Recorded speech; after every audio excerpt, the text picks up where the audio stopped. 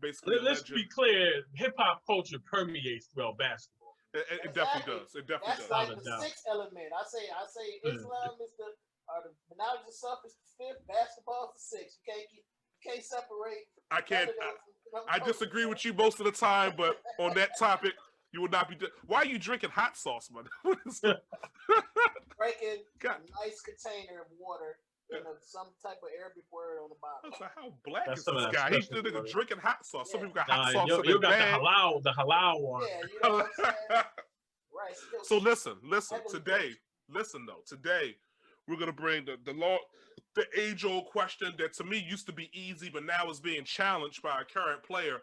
Who is the greatest little man of all time? Not necessarily point guard, but little man. And hailing into that, we have the original Isiah Thomas the third, Isaiah Lord Thomas the third, Zeke, who won 2 championships with the Detroit Pistons back in 1989 and 1990. We have Allen Iverson, who made a big impact on the culture of basketball with his hip-hop influence, and really one of the most talented players I've ever seen pound for pound. I mean, Michael Jordan and Kobe Bryant were better, but maybe because they were 6'6" and he wasn't. I mean, it may just be that. And then you also have Stephen Curry, who, for my money, who may be the greatest shooter we've ever seen in NBA history. I mean, granted, it's different eras and people didn't shoot three-pointers as much in the 80s and 90s, so it's hard to compare, but just his technique and ability, and also the fact that he won, 3 championships and a couple league MVPs, who I don't always put as much weight on, but for someone 6'3" to do that, dominate the game that he did, and be considered the best player, you have to kind of consider him. And so I'm going to go first on this. In about 2 seconds, Kareem Ali will begin to speak. Listen, I like all these players. Kareem Ali does.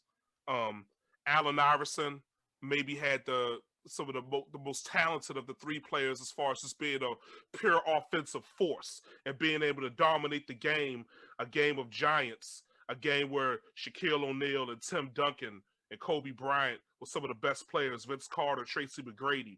Allen Iverson shined among the stars, won MVP in 2001, and dragged a defensively constructed team all the way to the NBA Finals to lose to the eventual champion, the Los Angeles Lakers. The heart, the determination, the drive of Allen Iverson cannot be overstated. But in my opinion, the greatest little man of all time is still Isiah Thomas. Because to me, in one of the most competitive eras of basketball, you can't overstate that this man, he defeated Magic, Michael, and Larry in the same playoff series and beat them more than they beat him. So I'm going to go with Isiah Thomas, who actually had the offensive ability to do some of the things that Allen Iverson did, some of the things that Steph Curry did, but also Isiah Thomas was a much better defender than both players. What say you, Jermaine, from Detroit? Just because I'm from Detroit, I mean, I'm a bad boy. I didn't say that. I expect for you to say something ignorant and off. Go ahead. I was a Bulls fan growing up. You know what I'm saying? So, as a kid, I used to cry when Michael Jordan used to go down the lane and they try to take not just his head off, but his whole torso. Those were love taps. You know what I'm saying? Yeah, love taps. He's still crying over it. Yeah, he can't get over it. It hurts. He's mad because Isaiah beat him, and he can't take it to this day. They beat him up. Isaiah, man, because he lost. Like, how y'all beat them 3 times in a row? You lose 1 time and you hate them for the rest of your life. That's something. But anyways, you already know where I'm going. I'm going with the cook, with the chef. The chef, okay. And why? Why? Only because the trend, as far as all around skill level. Plus, Steph ain't really back in the day. 6'3" wasn't really considered a small guard. Back in 6'3" back then. You know what I'm saying? It was a bigger. He is legit 6'3". 6'3". He was a lead guard back then. He was a 2 guard back. He was like almost a big guard back then. Yeah. I Ricky Pierce, Dana Barrows, Hershey Hawkins. 5'10". Yeah. I thought it was crazy. But Hershey Hawkins was 6'3" or listed at 6'3". Some guys are overlisted. Yeah, Steph ain't. He's a legitimate 6'3". 6'3". So I really ain't never get to the pencil him in to the smaller cats. You know what I'm saying? Like, Iverson is by far probably the greatest athlete next to Jordan that I ever seen.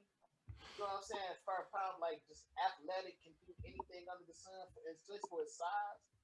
You know what I'm saying? Like, Iverson, pound for pound, if Iverson was 6'2", but we know like he was oversized. Like I'm 5'9" with shoes on, 5'9", like 5'9 and a half with Timbs. Like he's probably about this much more taller than me.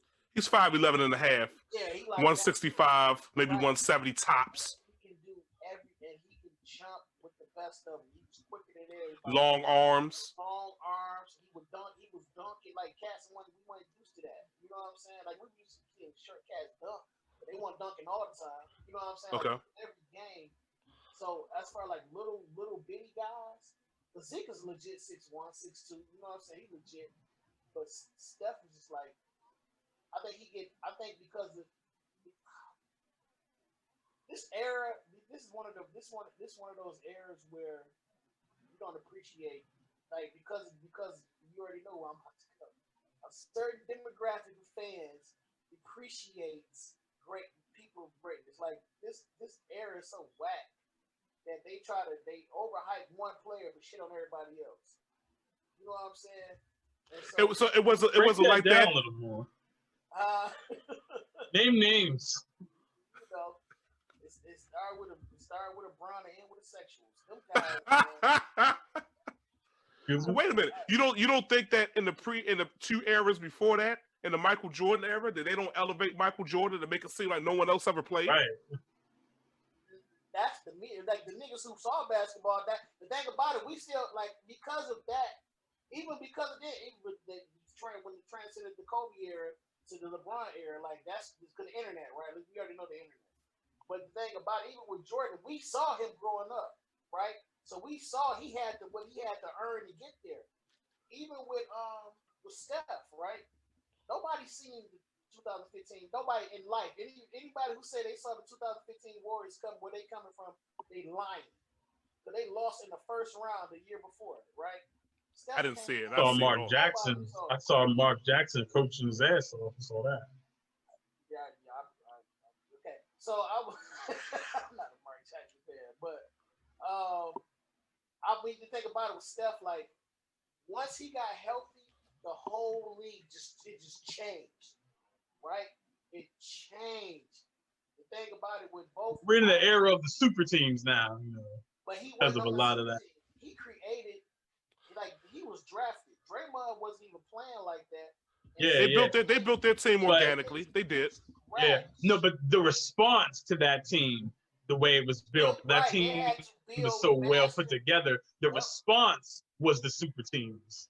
Exactly. Okay, so let me just interject here. And then the response to the super teams was Golden State creating their own version of a super team. I mean, adding KD, but we're not here to talk about that. We're here to talk about. Do you have something to say, Victor, before I go? Because I got to put a stop to this because I only heard this man say Isaiah Thomas once, and there's some nuances and some idiosyncrasies that are being missed here about when we compare eras. Right. Well, we'll get to it, brother. Goddamn, we only got like 35 minutes. Oh, my bad. The thing about Isaiah, I think I appreciate him more now that I'm older than I was when I was a kid again because I was bullshit. You know what I'm saying? But at the same time, when it comes down to just the era of transcending the eras, like you have to include, like in the 2000s, you cannot say Iverson name in the top three. You know what I'm saying? From far as Kobe, Shaq, Iverson, then you gonna say Garnett, Duncan, whatever. You know what I'm saying? But you got to say that. In the 80s, shit, man, it was 80s live as hell, man. You got to say Zeke somewhere in there. But the 80s was live. That's an underrated era. That era was the livest of the livest. You know what I'm saying? But this era, it's only two people you can really. I mean, three: Steph, KD, and LeBron. What about Kawhi Leonard in the last 4 or 5 years? I think the hype around Kawhi is kind of. Okay, so here today as what I was when I was born, a black man.